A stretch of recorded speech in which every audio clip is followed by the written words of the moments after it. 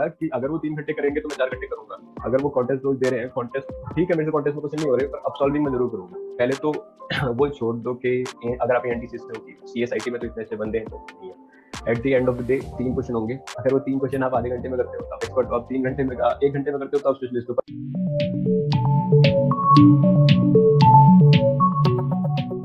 Welcome back to another episode of Anubhav Video Interview Series, a concept started by Arpit Kumar Mishra sir, class of 2021. It was his initiative to create such a series to help the juniors and is working his heart out to make it a reality. On today's episode, we have a very talented guest, Vivek Kumar sir. Before jumping into the questions, let me introduce him. Sir cracked and got two big on-campus placements in BNY Mellon and Deutsche Bank. He's a very passionate and a regular competitive programmer who has solved over 1,000 problems on platforms like Codeforces, CodeChef, SPOJ, etc. He has a very great profile on CodeChef and Codeforces. He has also done a lot of certification courses and projects to sharpen his knowledge. Though he's from the ENTC branch, but he's very well managed his core subjects with his passion towards coding. So congratulations on your big placement, sir, and thank you so much for coming. Thank you so much, yaar, and thank you so much for a warm welcome. All right, great, amazing, sir, very well deserved.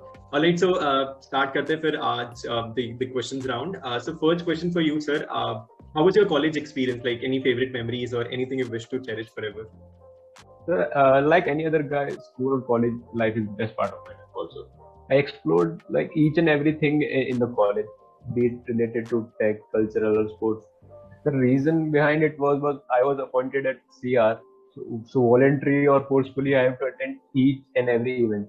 So it helped me make a lot of connections and edge over all of the others of my classmate. Because I know everything, what kind of event happening in technical and sports, what knowledge you need, and so. And talking about the moments, yeah, moments goes on the first year, like we were busy in sports activities. Second time we are playing CS:GO. Second year we won, we again won Akriti. Third year, and each year has each moments, yeah. So I cannot sum them, but yes, college life or hostel life is best part. Absolutely, sir. Sir, like you started then with the coding and technical stuffs and all. So how did you eventually start? At what point you get started with all these things?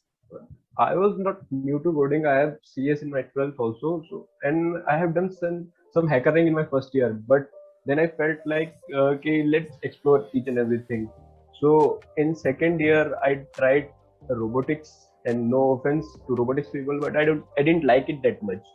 And I've tried all the ENTC core, and because a senior suggested me before choosing one as a career, you should try all of these.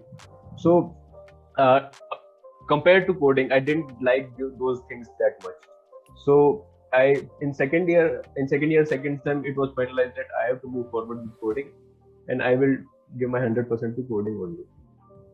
Great, perfect. Sir, you are from the ENTC branch, Electronics and Telecommunication. So I'm sure you must have faced a lot of problems because it involves a lot of core subjects, right?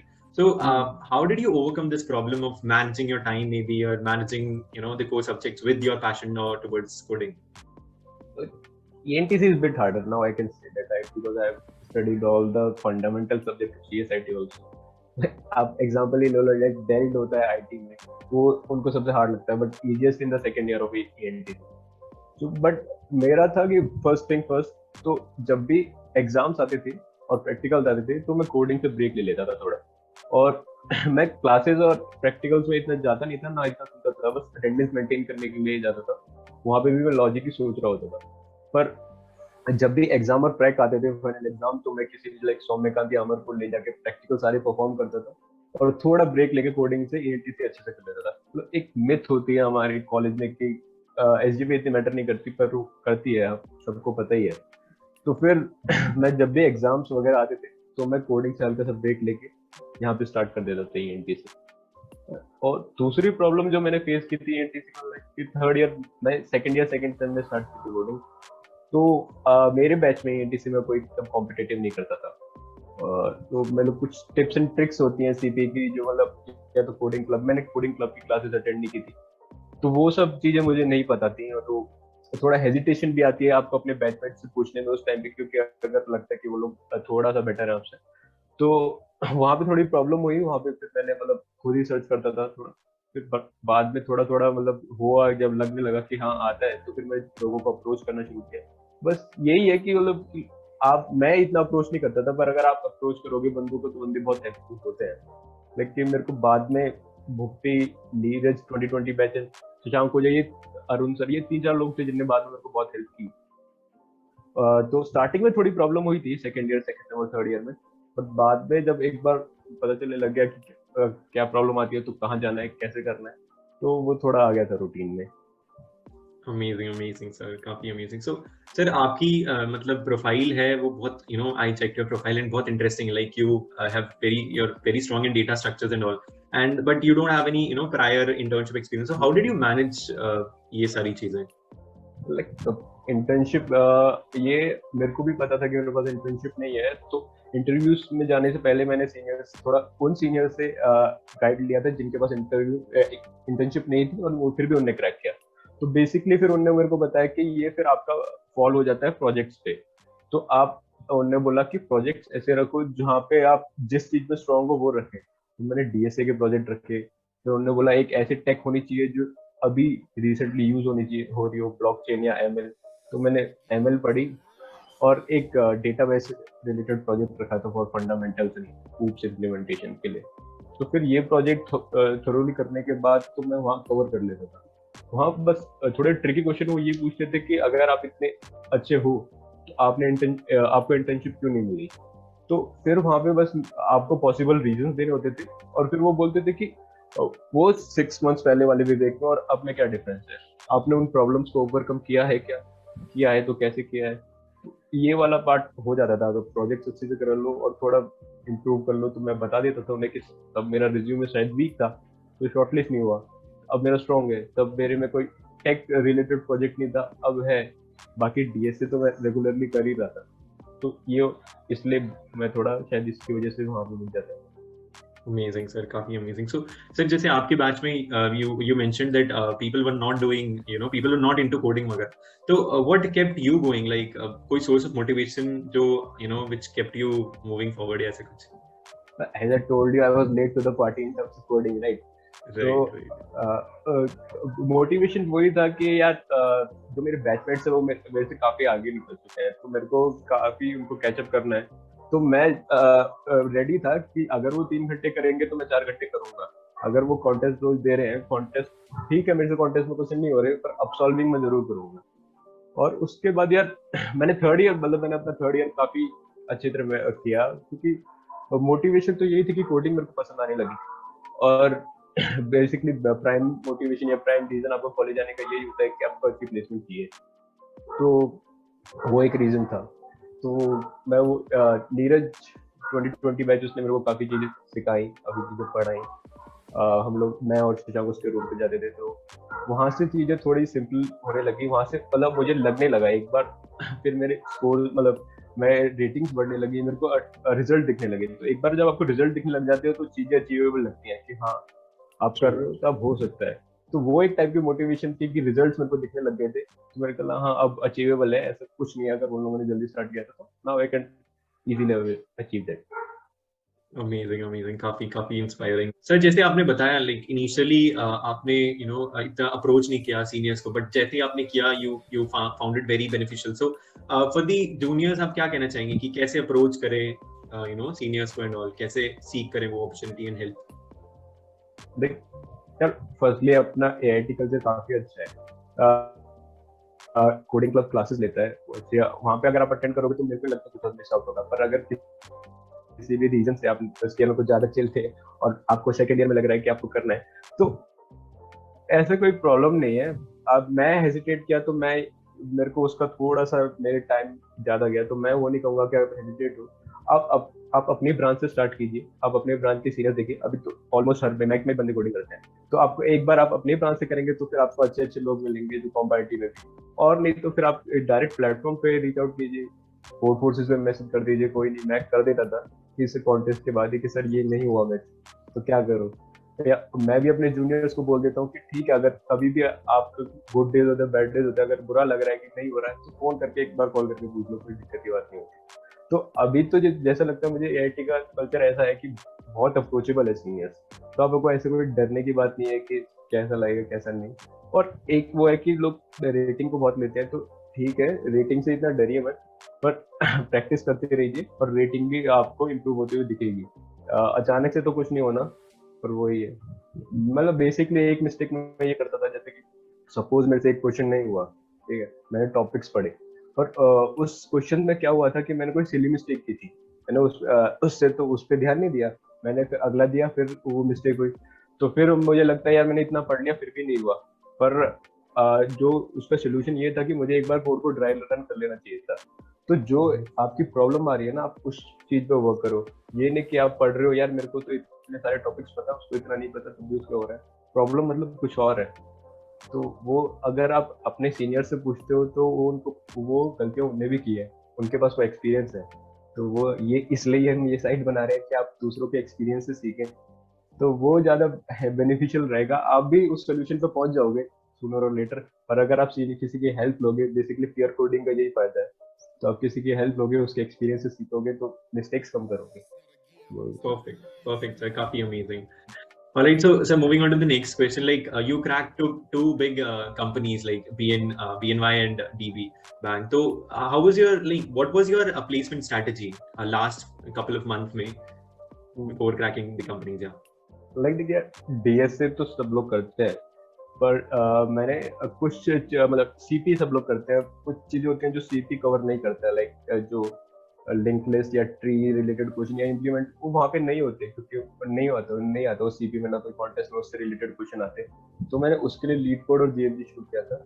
Like leet code का around 40 question है, link list वो सब खत्म किए थे, जितने भी trees वगैरह के थे वो सब खत्म किए थे। फिर एक मेरी ये अच्छी हैबिट ये थी कि मैं दिन का एक इंटरव्यू एक्सपीरियंस तो पढ़ता ही था, लीड कोड या जीएफजी से।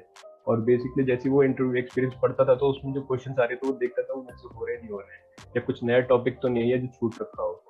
तो सीपी करने के मैंने इतना अच्छा ग्रेट अचीव नहीं किया सीपी में, पर हाँ इतना था कि मैंने सारे टॉपिक्स कवर कर लिए थे, सारे टॉपिक्स के स्टैंडर्ड क्वेश्चंस कवर कर लिए थे। तो वहां से मेरे को इतना कॉन्फिडेंस था कि सीपी रिलेटेड कोई क्वेश्चन आएगा तो वो मैं इजीली कर दूंगा।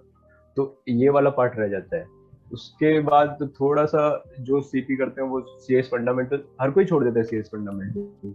तो आखिर के 2 हफ्ते में मैंने सीएस फंडामेंटल पे ज्यादा ध्यान दिया था, सीपी में सिर्फ कॉन्टेस्ट करता था, एक क्वेश्चन अप सॉल्व, और उसके बाद सीएस फंडामेंटल्स पे ज्यादा ध्यान देता था। और जैसे जैसे मतलब आपका कोई कंपनी देते हैं इंटरव्यू नहीं होता है तो ब्रशअप होता चला जाता है, आपको अपनी मिस्टेक्स पता चलती है। तो वही है कि अगर प्लेसमेंट सीजन आने से पहले आप ये सब चीजों के साथ प्रिपेयर रहोगे तो अच्छा रहेगा। लोग क्या करते हैं कि कंपनी आती है फिर स्टार्ट करते हैं, तो फिर वो थोड़ा जिनने पहले स्टार्ट किया उनके पास थोड़ा सा एज होता है। तो वही था आखिर के 2 महीने में लीड कोड एंड फंडामेंटल्स अगर अच्छी तरह करें तो सही होता है। Perfect. Right. सही टाइम पे स्टार्ट करना is very important. Perfect. Sir एक जनरल क्वेश्चन पूछना चाहूंगा आपसे. There are a lot of students जो they are very scared when it comes to placement interviews वगैरह. वो बहुत ऐसे लगता है कि कैसे प्रिपेयर करें. तो उनके लिए आपकी क्या प्रिपरेशन टिप्स होगी? The students from ENTC as well जो कोर में ना जाके टेक्निकल साइड जाना चाहेंगे. Like I was one of those kids. तो बेसिकली पहले तो वो छोड़ दो कि अगर आप एनटीसी से हो कि सीएसआईटी में तो इतने अच्छे बंदे हैं तो नहीं है। At the end of the day 3 question होंगे, अगर वो 3 क्वेश्चन आप आधे घंटे में करते हो तो आप एक्सपर्ट हो, आप 3 घंटे में 1 घंटे में करते हो तो आप स्पेशलिस्ट हो। पर वहां पे मैटर करता है कि आप वो 3 क्वेश्चन करो। तो अगर आपने वो क्वेश्चन कर रहे हो तो आप पे मतलब आपको अपने आप पे थोड़ा कॉन्फिडेंस रखना पड़ेगा। और फिर उसके बाद पॉइंट्स आ जाते हैं कि आप मैंने थोड़े 1-2 मॉक इंटरव्यूज दिए थे अपने बैचमेट्स को और सीनियर्स को, और ये नीरज एंड शिदांग वगैरह। तो मेरे को थोड़ा बहुत वहां से फीडबैक जो मिलता था कि ये पार्ट वीक है या ये, तो वो किया मतलब। और फिर प्रोजेक्ट रिलेटेड जो कुछ डीएसए मेरा स्ट्रॉन्ग था वो मुझे पता था, पर मेरा जहाँ प्रोजेक्ट रिलेटेड वीक था तो वो मैंने वहां पे स्ट्रॉन्ग किया था। तो अब अगर आपकी प्रिपरेशन हो गई है तो आप मॉक इंटरव्यू दे सकते हो, आप अपने बैचमेट्स को ना दो तो इंटरव्यू बिट पे दे सकते हो। तो वो चीजें काफी हेल्प करती है, उससे आपको कॉन्फिडेंस भी आता है। Great, amazing, sir. And sir, last but not the least question, juniors के लिए, because ये question we generally ask, so it's more like कोई piece of advice for the juniors, या something from your side, ending note as a. कुछ points है मेरे, जैसे कि जो अच्छे होते हैं सीवी में, वो मैंने देखा है, मैंने एक्सपीरियंस किया है कि जैसे मैंने DNYRTB कर दिया था, तो कुछ थे बंदे जो जैसे सीवी में काफी अच्छे थे और उनका होना चाहिए था, पर कुछ बेसिक पॉइंट्स की वजह से, लाइक उनने कुछ थ्योरी नहीं पढ़ रखी है, like split tree, AVL tree, ये सब नहीं पता है उन्हें क्योंकि यूज नहीं हुआ है।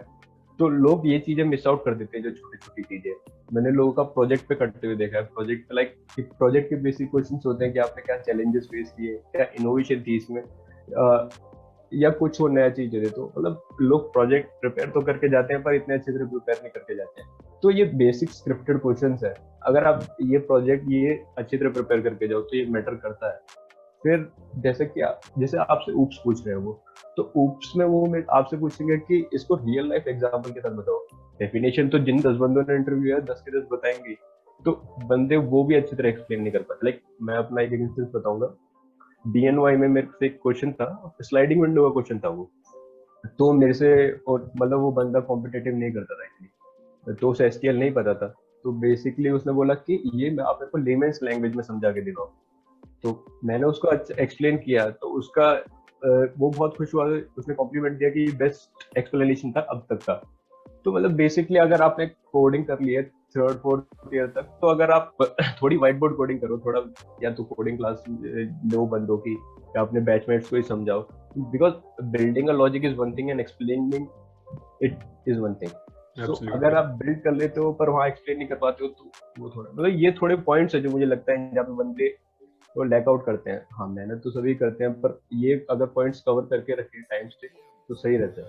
और तो ट्राई करते रहे, हर किसी की जर्नी अपने हिसाब से होती है। आजकल लोग चीटिंग भी बहुत करते हैं ये कॉन्टेस्ट वगैरह में, वो सही नहीं है, क्योंकि देखो रेटिंग मैटर करती है, पर आपसे ज्यादा नहीं। आप रेटिंग को अपने से ज्यादा मैटर दे रहे हो कि नहीं मुझे होना चाहिए उसके लेवल का, अगर होना चाहिए तो उसके लेवल की प्रैक्टिस करो। मे बी उस बंदे ने आपसे 800 क्वेश्चन ज्यादा कर रखे हैं, तो 800 का गैप आप 1-2 दिन में पूरा नहीं कर सकते, तो वो चीटिंग करने का कोई पॉइंट नहीं बनता। वो सब नहीं करे अपने जूनियर तो सही है, तो बाहर के कॉलेज में तो बहुत ज्यादा हो गया ये, पर अपने में नहीं हो तो सही है। और ट्राई करते रहे, सिंपल सी बात है, what doesn't kill you makes you stronger. ठीक है, अभी नहीं होगा तो बाद में होगा तो सही। Amazing, sir. काफी amazing, and I'm sure juniors को बहुत help हुआ होगा because of this session. And thank you so much, sir. I really appreciate it, and I'm sure it will be बहुत ज़्यादा helpful. And on behalf of the entire Anubhav team, I wish you good luck for your future endeavors, and thank you so much for coming in. Thank you, yaar. Thank you to you also for inviting me. Thank you so much. All right, then that's all for today. Stay tuned for more such insightful sessions and head towards our website anubhav.aitversus.club. Go and watch all our previous episodes if you haven't already. And we promise we'll keep coming with such talks in future. But till then, take amazing care of yourself. Stay safe and bye-bye.